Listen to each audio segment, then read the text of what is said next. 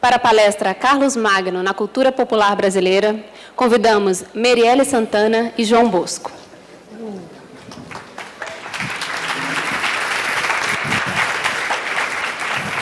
Merielle Santana é filiada ao Núcleo Príncipe Teceu, em Brasília, e discípulo do Corpo Instrutivo.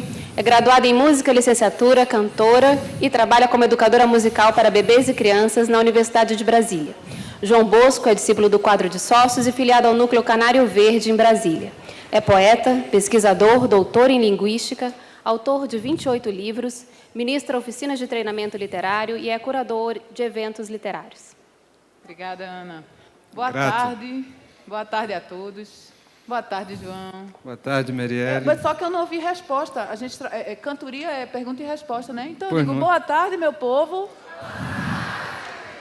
Aí eu vi conversa. Pois é, continuando, falando dessa pessoa importante para nós aqui nesse momento, nesse estudo, Carlos Magno. Carlos Magno, ele chegou aqui para a gente no Brasil. Ele é forte, a tradição dele, a cultura que ele trouxe, a mensagem dele é muito forte aqui na cultura do Brasil, popular brasileira, né?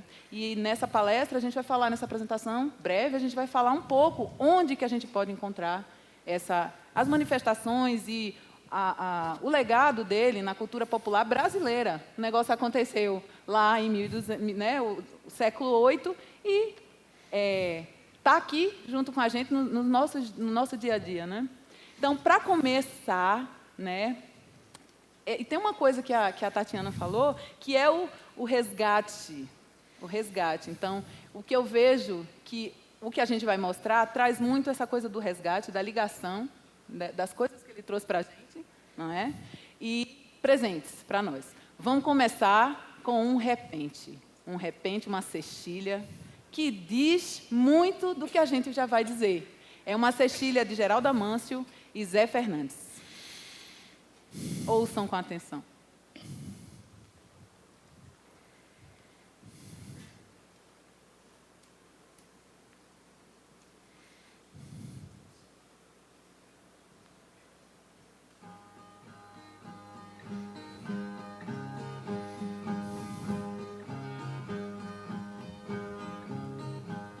Pela grande força física, as conquistas e a bravura, a solidariedade, a justiça e a cultura, Carlos Magno continua vivo na literatura.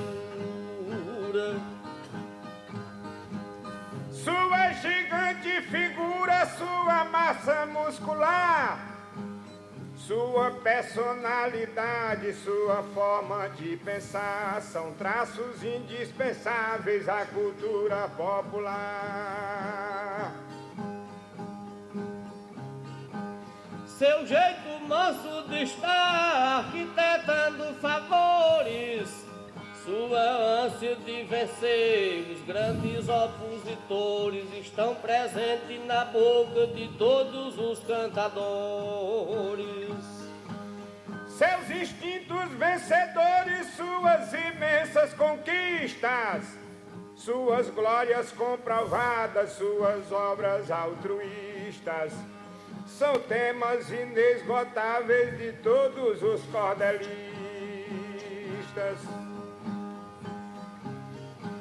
Seus feitos coletivistas, sua invejável memória, sua fé inabalável, sua leal trajetória são enredos redivivos nos anais da nossa história. A sua vida de glória no comando do reinado está na alma do povo letrado e semiletrado, na construção do repente, no cordel e no reizado. No Brasil é aclamado do tanto de Lampião, muito mais tematizado em improviso e canção do que Dom Pedro II e o Padre Cícero Romão.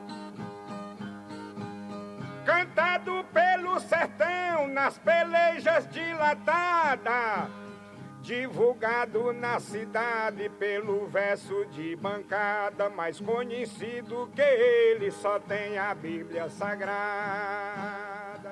Então, palmas para o Geraldo Amâncio e Zé Fernandes. Fernandes.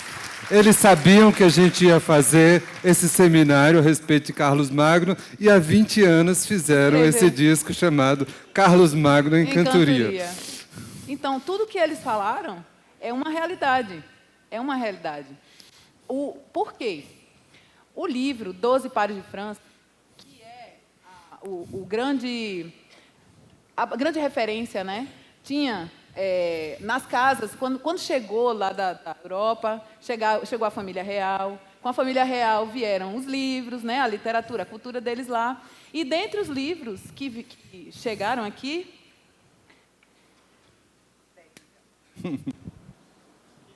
Tira aqui. Acho que vai ser até melhor. Oh, mais voz.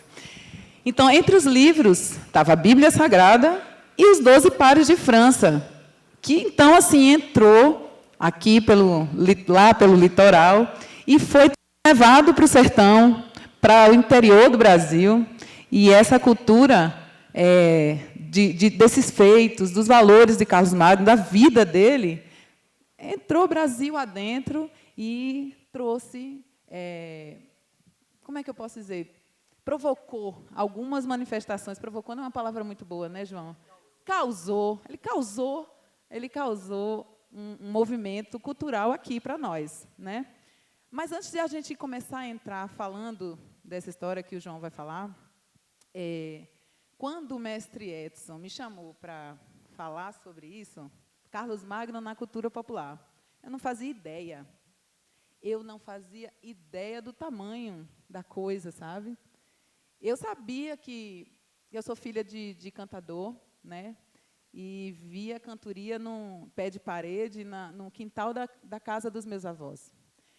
E eu não entendia aquele negócio, não.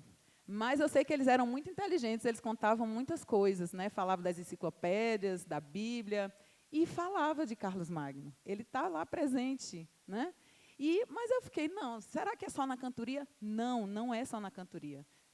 No cordel, que trouxe também o conhecimento, né, para a cantoria, está em outras manifestações de tradições de cavaleiros, né, no Brasil.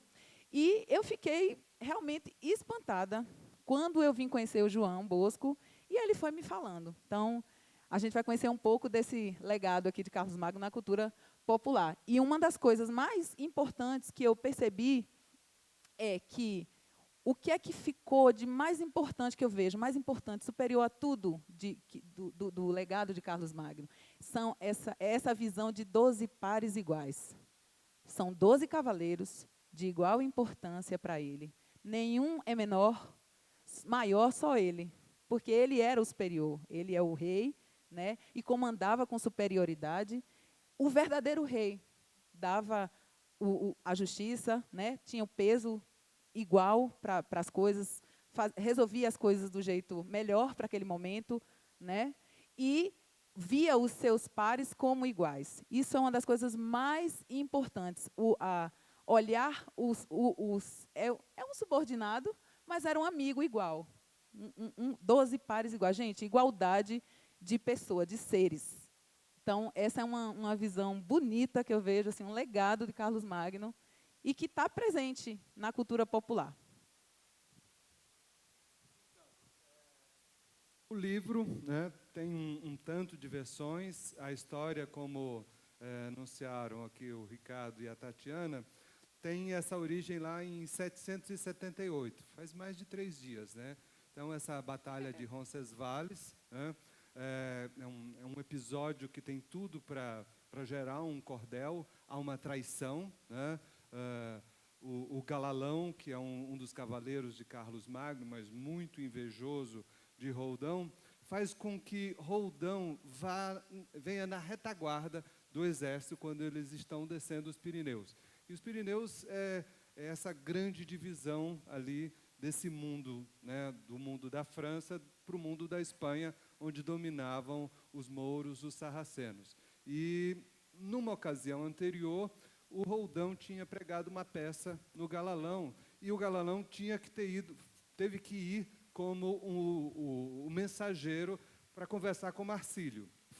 Negociou uma paz, né, só que uma falsa paz. E o que ele negociou é que quando eles estivessem, e aí Carlos Magno aceitou se retirar da Espanha, e quando eles estivessem se retirando, Marcílio viria com seus cavaleiros, né, e fariam. E essa é a grande história da Batalha de Roncesvalles, que vem 200 anos depois, em 1090, da Canção de Rolando, vem a ser construída a Canção de Rolando, e a gente vai apresentar para vocês quem são, afinal, esses 12 pares de França.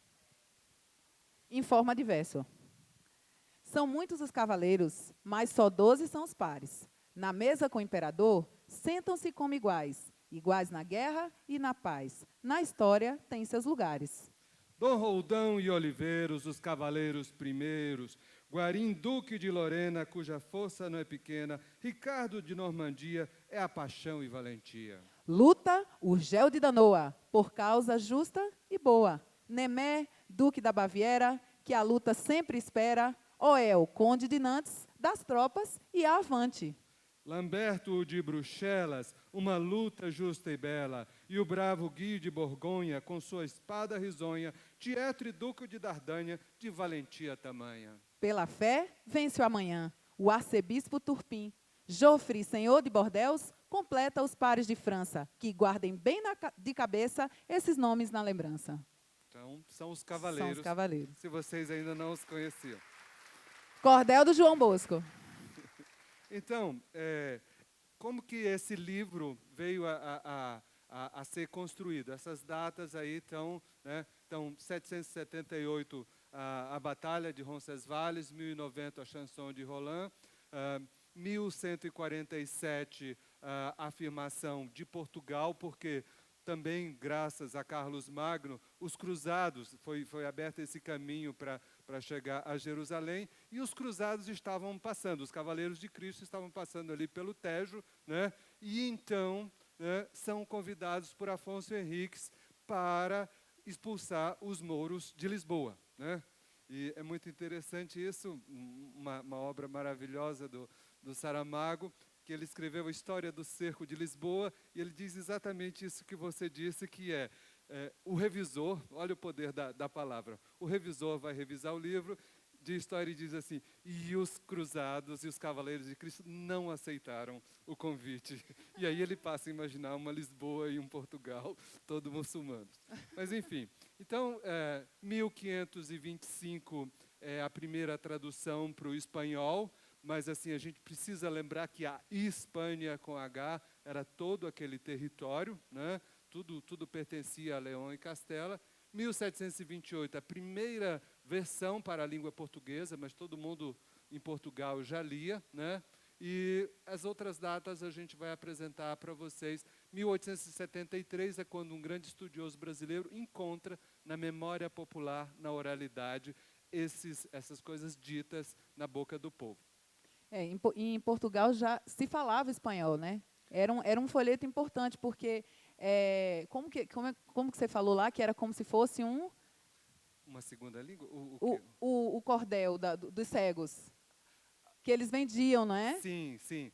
Isso vem de uma outra tradição, que é uma literatura de cegos, né? O rei dava o privilégio, a previdência dos cegos de então era um cordel, né? Eles tinham o direito de vender, né, a colportagem, né, a literatura que eles portavam, e isso era vendido. E isso foi tornando célebre, não apenas na França, mas também em Portugal, porque por conta dessa presença dos cavaleiros, eles ganharam diversas terras em Portugal, e aí junto com essa presença veio a figura dos trovadores, isso, contando essa história de Carlos Magno e os 12 pares de França. Exatamente. Uma notícia, né? Parece novela. Eu fiquei pensando, quando você contou da história do Roncesvalles, parece um trama de novela. É por isso que a gente gosta, porque tem trama, né? Uma coisa boa. Mas o final é que não foi muito bom, né? Mas, né? Para os 12 pares não foi. Bom, acho que havia um anterior onde estão as cavalhadas. É lá? Já estava lá. Volta, volta. Antes dessa. Ih, Uai. fugiu.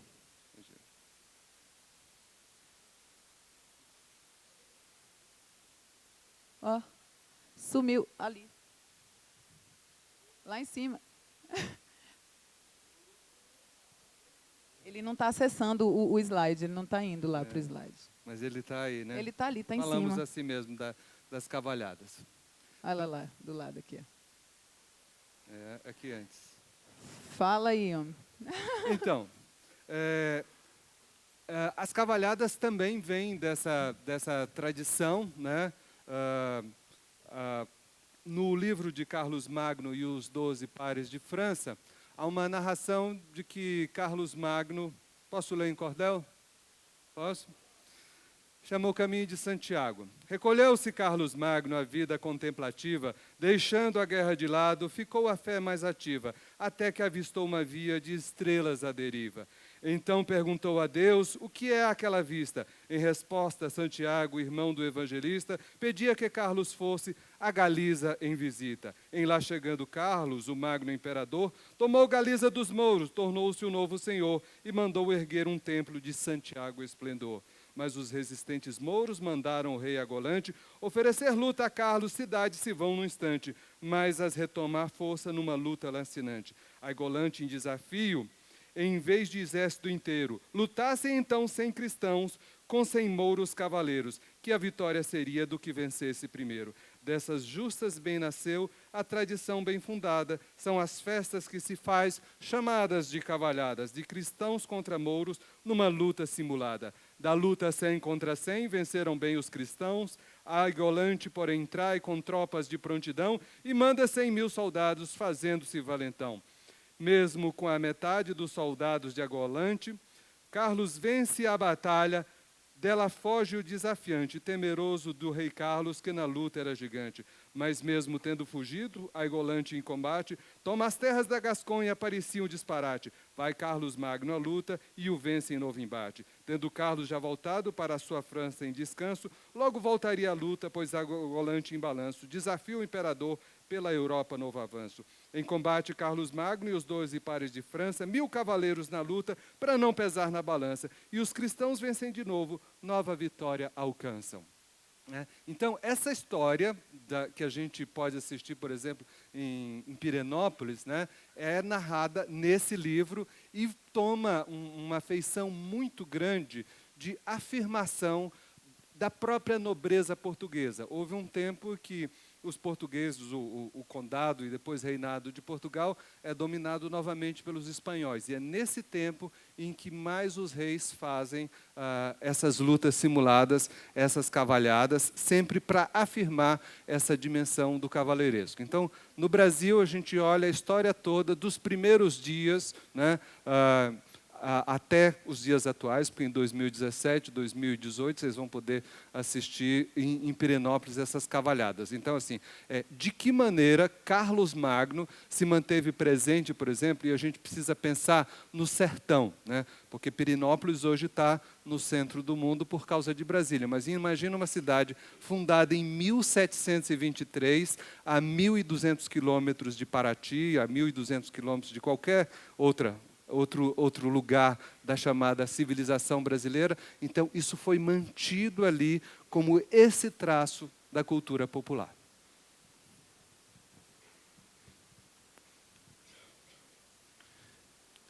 Bom, outra manifestação da presença de Carlos Magno foi encontrada entre 1912 e 1916, num lugar chamado Contestado, né? Então, o governo brasileiro cedeu a um empresário norte-americano 20 quilômetros de terra de largura de São Paulo até o Rio Grande do Sul para fazer uma grande ferrovia, né? E no caminho que ele foi abrindo, tirando madeira, cadê a Maria Alice? Não era com aqueles princípios do Carlos Magno, arrancando toda a madeira para exportar para os Estados Unidos, foi criada uma desarmonia Porque, e aí vem de novo as relações de vassalagem, embora as relações entre os fazendeiros e as pessoas da terra não fosse uma relação, né, coberta pelas leis da Previdência, havia um regime de vassalagem chamado compadrio. Era um regime de compadrio em que eu podia ser só um trabalhador nessa terra, mas o dono da terra era meu compadre, e eu fazia parte dessa grande irmandade, de tal maneira que, nesse momento, governo brasileiro e governos estaduais, a federação, mobilizaram o exército, e lá estavam fazendeiros e trabalhadores rurais do mesmo lado para fazer essa resistência. E o que acontece nesse lugar? Carlos Magno e os 12 pares de França. O livro, esse livro que a Marielle citou, era aberto e lido pelo monge João Maria em praça pública, e as pessoas se persignavam, se ajoelhavam para ouvir essa história, né? E aí os historiadores veem 3 sinais da presença de Carlos Magno. Uma é essa, o outro é que se constituiu desde o primeiro momento um batalhão de elite chamado como os 12 pares de França, né?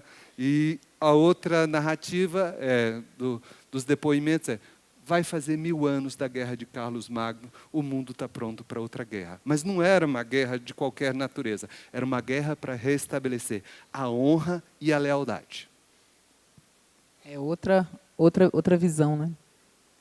E sempre com o religioso, o valor religioso o tempo inteiro presente. Em tudo que você for olhar que tem Carlos Magno, tem o cerne religioso. Não, né, a luta dos cristãos para vencer os mouros, não é? Esses valores que tanto nós falamos aqui na União Vegetal, sempre presentes, né, o sentido das coisas estarem dentro do lugar correto. Então, isso é um legado dele que está presente, não é? Uhum. É bem interessante a respeito da cavalhada, que é uma dança dramática, o Mário de Andrade chama de uma dança dramática, cuja natureza é religiosa. Então, assim, embora o que apareça seja o pomposo, os cavalos, os arreios, e as vestimentas, e as espadas, e o jogo de argolinhas, é a natureza religiosa que está no princípio, e é por isso que se perpetuou por todos esses anos, né? A cavalhada, só um instante, a cavalhada está dentro da festa do divino, não é? Ela faz esse episódio, esse acontecimento que você fala que eles fazem, se vestem daquele jeito e tudo, está dentro da festa do divino. Hoje em dia tem outras manifestações dentro, mas esse alto, ele acontece na festa do divino até hoje. Não muito por acaso, não, né? Muito por acaso. Há episódios da história em que um dia uma das rainhas de Portugal, Dona Maria, que tem um sobrenome que eu não vou falar aqui, né? E eles tinham pouca confiança. E o que eles fazem? Entregam o reino de Portugal ao Espírito Santo. Então, o Espírito Santo é quem fica sendo, por um bom tempo, o rei de Portugal. E, por isso, esse culto, por exemplo, tão poderoso que se tem na festa do Espírito Santo aqui em Pirenópolis. A respeito das cavalhadas e dessa memória de Dom Roldão, né?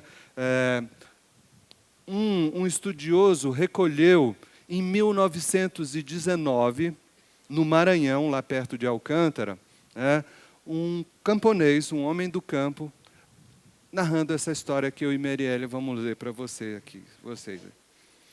Da morte de Dom Roldão, eu não sou culpado, não. Eu bem que quis salvar a vida do meu amo Dom Roldão. Só para vocês compreenderem, essa história narrada, né, de boca a ouvido, ela é narrada por Famanás. E quem é Famanás? O cavalo de Roldão. É ele o portador dessa mensagem.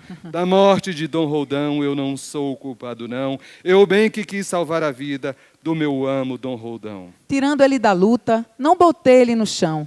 Dom Roldão, numa peleja, era duro como quê? De cada vez que eu saía, me obrigava a voltar. Me retalhava de espora para me desenganar. Até que, perdendo sangue de mais de 20 feridas, Tocou tanto com a espora que não pude mais aguentar. 7 facadas lhe deram antes de ele afrouxar. Por uma entra o sol, por outra entra o luar. Pela mais pequena delas entra um gavião real. Então, assim, essa é a descrição da morte de Dom Roldão em Roncesvalles, né? Narrada no Brasil e recontada por essa figura que é o Famanás, né? O cavalo. O cavalo, né? Então, assim, e aí vem o cordel, né? Que é essa arte de contar histórias em versos, né? Que ele se afirma no Brasil. É preciso que, para que haja o cordel, é preciso que haja a memória da oralidade, né? E aí, se vocês relembram bem, assim, o Brasil ele foi se interiorizando, de Pernambuco, Alagoas, né, que era o Brasil primeiro colonizado, principalmente nessa costa, eles vão para o sertão, né? E é preciso que eu tenha um sertão isolado, onde o cavalo era a internet, né? E aí as casas de fazenda, quem é do Nordeste ou quem já visitou, sabe que naquele tempo as casas de fazenda eram as unidades fabris. Dali você tirava o couro, o leite, você tinha o celeiro, você tinha tudo, né? O sal é o que vinha do litoral. E aí, o que acontece é que, num lugar chamado Serra do Teixeira, lá na Paraíba, vai se criando essa cultura, né, do cordel, que nasce da cantoria. Primeiro, a Merielle vai falar um tanto da cantoria e depois eu vou voltar ao cordel. E antes de falar assim, especificamente, eu lembrei da palestra do Nasson, que ele fala, né, que ele falou, né, que o desenvolvimento da mídia, né, era boca-ouvido, as histórias passavam, as pessoas começaram a escrever, registrar nos jornaizinhos, né, e depois veio evoluindo, né. Então, o cordel era isso, e continua sendo, né, de uma certa maneira até hoje, apesar do WhatsApp, do Facebook, continua sendo porque ele é uma cultura viva, né. Mas antes o cordel é o registro do que já se fazia oralmente, das pelejas que os cantadores faziam. Primeiramente, assim, era mais assim, resposta, né? Então, a pessoa falava uma coisa e o poeta ia lá e dava uma resposta. E aquilo começou a fazer... Um dava uma resposta, o outro tinha que fazer uma réplica. E da réplica tinha que fazer a tréplica. E, assim, enquanto existia réplica e tréplica, estava feito o desafio. A peleja estava montada, estava feito. E, com o passar do tempo, essas coisas, e conhecendo mais, vieram as regras.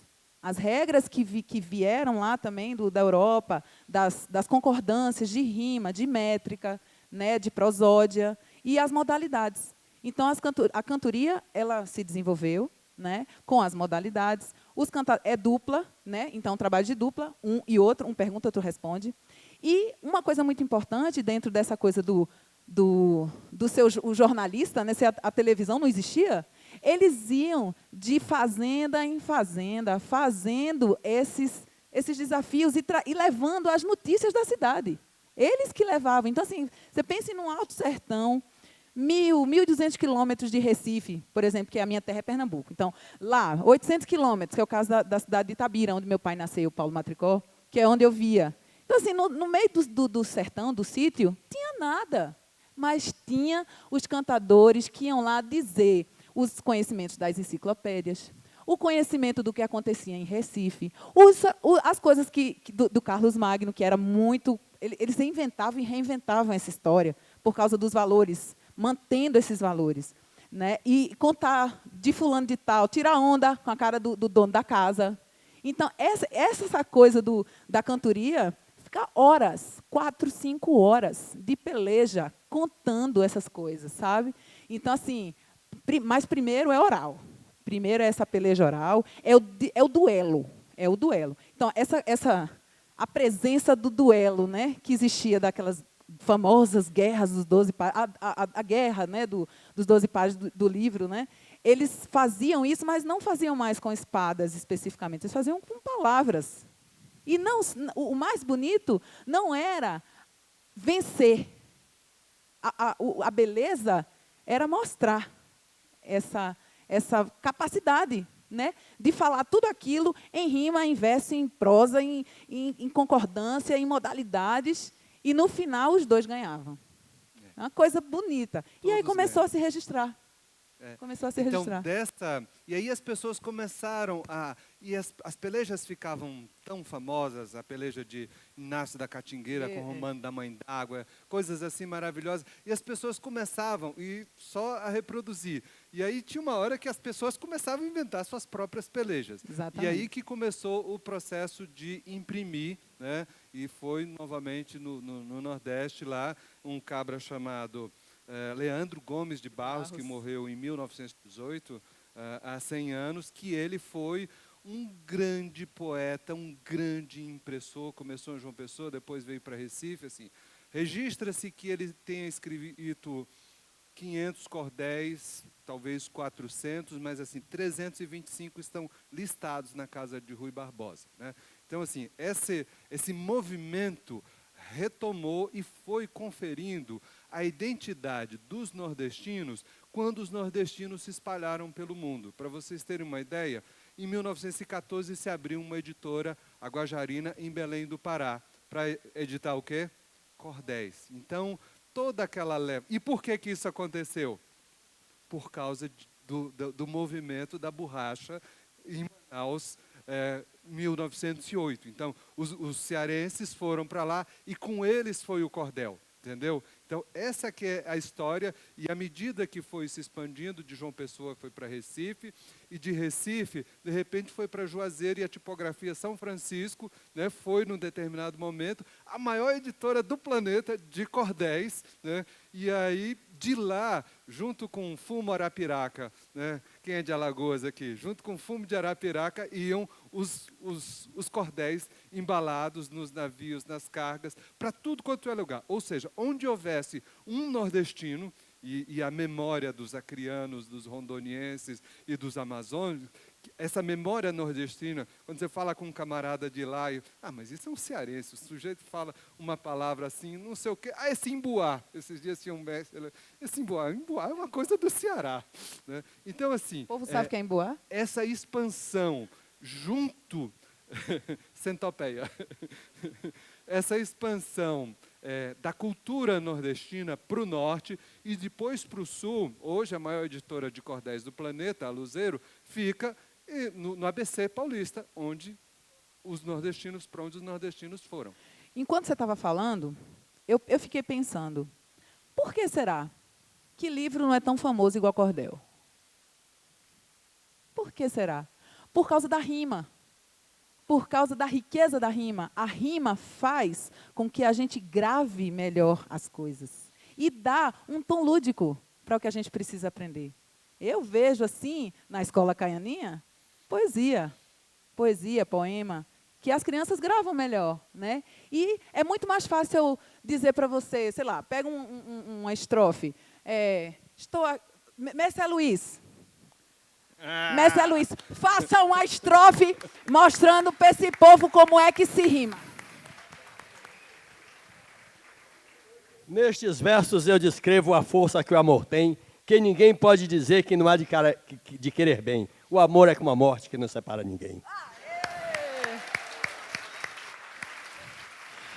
Se eu perguntar agora para vocês, do que é que se tratou isso aqui? Vocês sabem responder? Sabe. Tem uma rima forte. Qual é a rima mais forte do verso? É o em. Em, tem, vem, né? Então, isso fica forte no cérebro nosso. A gente lê isso forte. E é por isso que está rico, está vivo na nossa memória.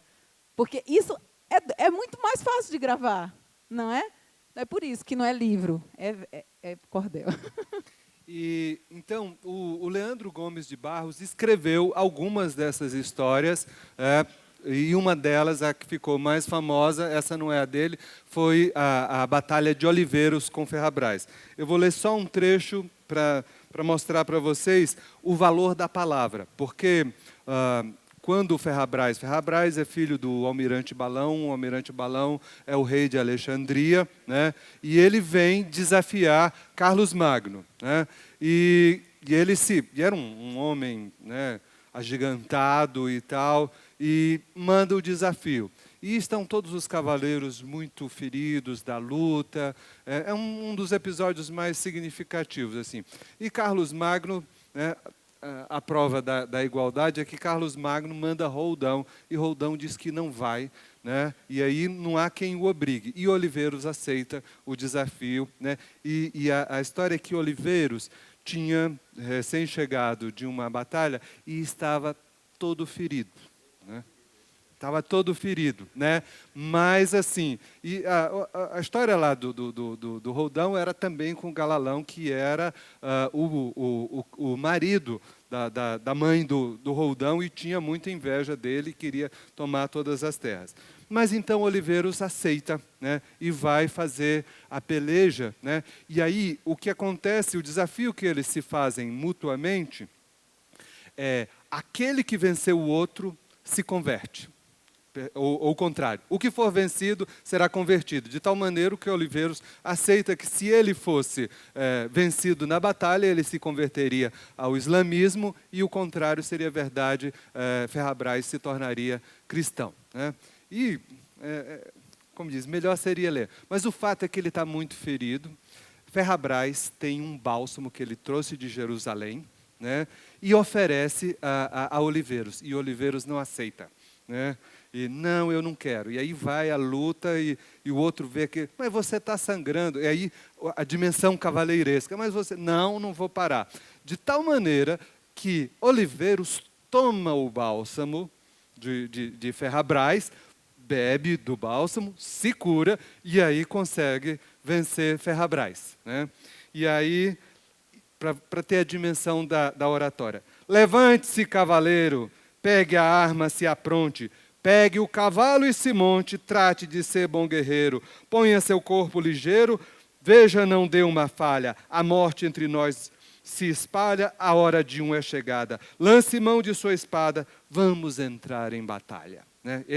Então, assim, a dimensão da peleja, da batalha de Oliveiros com Ferrabras é que tem muito mais valor a palavra. E essa é a dimensão do cordel que a Merielle está falando, e é por isso que encanta as pessoas que liam. Que assim, aquelas pessoas, elas em si, nem sempre, às vezes Lampião ou Antônio Silvino iam lá e pegavam verdadeiramente em armas. Mas o fazendeiro, o roceiro, ele queria saber dessa valentia, dessa bravura indômita. É a palavra, né? Porque a palavra, ela meio que ela materializa aquela ação, né? E aí, pela palavra, a gente pode florear mais, e aquele negócio fica mais interessante. E a novela, a gente acompanha melhor, né? Acho que... Então, é isso. Mas também, assim, se a gente for olhar o cavalheiresco, né? As coisas da cavalaria, a gente estudando também, eu e João, a gente percebeu que também está presente nos vaqueiros, as indumentárias dos vaqueiros, a toca do gado, né? Tocar o gado com aquela indumentária específica e cantar, aboiar. O aboio, ele também é feito em versos, e ele é feito vou falar musicalmente também agora, porque também, naquele momento lá do reinado de Carlos Magno, tinha uma forma de fazer música. A música já existia, e tem um formato que acontecia naquele momento que a gente vai estudar um pouco mais para frente, né? São os modos que eram usados musicais naquela época da Idade Média. Então, esses modos também vieram para cá, também vieram para a cantoria, com as toadas das cantorias. Elas não são umas toadas como se a gente estivesse cantando parabéns para você. É uma coisa mais rebuscada, vamos dizer assim. Ela usa caminhos de melodia que remetem ao nosso imaginário sonoro para a Idade Média. E os aboiadores também. Então, qual é a história? É cantar, aboiar a peleja do dia a dia, do tocar o gado para lá, tocar o gado para cá, né? Falar da família. Então, junto com esse movimento de vaquejada e de cantoria, também outro tipo de música que a gente chama de cantoria de menestréis, que são Elomar, Xangai, aquela cantoria famosa, aquele famoso disco de cantoria. E tem algumas outras manifestações também que remetem à sonoridade da Idade Média com romançal, com Ariano Suassuna, né? Aquele movimento armorial. Então, também está presente, não só em forma de verso, ou mesmo do cavalo, mas também com a parte musical, né, tá presente na cultura popular brasileira, né, o tempo lá da Idade Média de Carlos Magno chegou também nesse formato aqui para a gente, né? E passa o próximo. Quer que fala mais do próximo? O próximo é o dos valores. Que justamente é o fechamento disso aqui é o que é que fica vivo, o que é que está vivo desse legado de Carlos Magno para nós aqui, mesmo nos dias atuais, e mesmo a gente tendo que ter um movimento de resistência para a manutenção do cordel, para a manutenção da poesia. O João Santana, ele me falou assim, olha, é sujeito, daqui a um tempo, não tem mais cantador, isso é muito triste. A gente vai deixar isso acontecer não, né, João? Vamos passar para os nossos filhos o desafio de cantoria, que é uma coisa assim, inteligentíssima, é um debate aqui acontecendo, ao vivo, como que eles conseguem. Isso está dentro do imaginário de toda essa história que a gente está contando, né? E nessa história que a gente está contando, a gente vê esses valores muito fortes, muito arraigados nessa cultura, nossa cultura também, né? E eu vejo assim que 12 pares iguais, 12 pares iguais, né? Então a gente, se eu no dia que eu reconhecer, eu vejo que o mestre Gabriel pode ser uma luz dessa, assim, o superior, onde vê todos nós iguais. Porque não sou muito violonista, mas merece.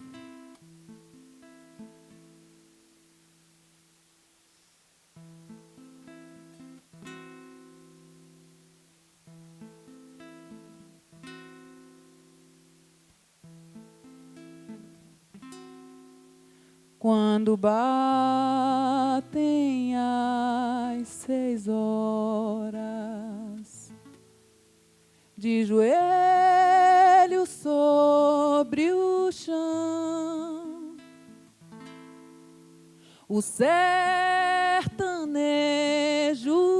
reza a sua oração. Ave Maria, Mãe de Deus, Jesus, nos dê força e coragem para carregar a nossa cruz. Nessa hora bendita e santa, devemos suplicar a Virgem Imaculada, os enfermos vir curar. Ave Maria, Mãe de Deus, Jesus, nos dê força e coragem para carregar a nossa cruz. Ave Maria, Mãe de Deus, Jesus, nos dê força e coragem para carregar a nossa cruz, para carregar a nossa cruz.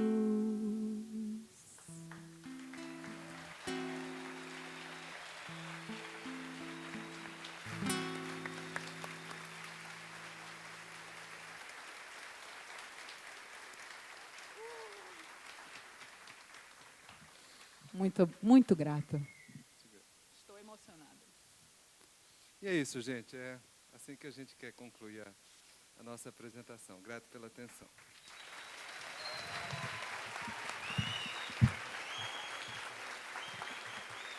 Grata, Merielle e João Bosco.